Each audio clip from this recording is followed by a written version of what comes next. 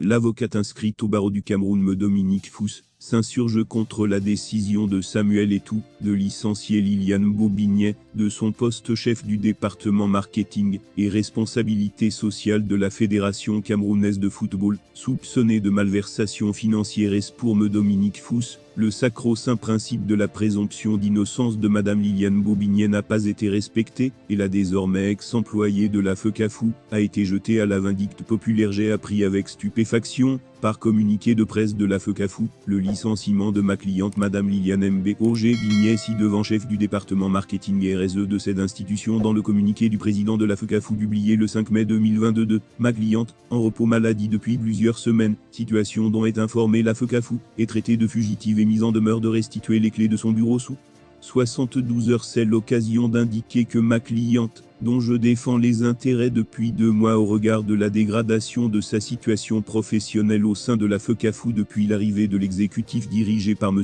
Samuel Eto'o, était jusqu'à date sous le coup d'une mise à pied de son employeur depuis le 10 mars 2022, et ne peut donc être accusée d'abandon de poste. Il est important de rappeler que ma cliente a été régulièrement recrutée par appel à candidature internationale en avril 2020 à la FECAFOOT, où ses états de service sont éloquents. La relance de la dynamique des réseaux sociaux en collaboration avec le département de la communication, l'assainissement des relations de partenariat avec les sponsors titres Orange Cameroun, Esta BC et le Coq Sportif.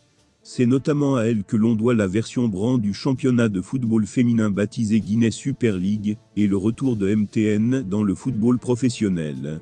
On ne saurait oublier le PA, l'API, Camerco, Chanaz Assurance et les annonceurs étrangers Santadé, Sodiamac, CNE, 1xBET Afrique. Aroko. Au total, un peu plus d'1,8 milliard de FCFA de 2021 à 2022 a injecté dans le football camerounais. Conscient de la valeur morale et éthique de cette grande professionnelle, son employeur a engagé des discussions autour d'une négociation de séparation à l'amiable.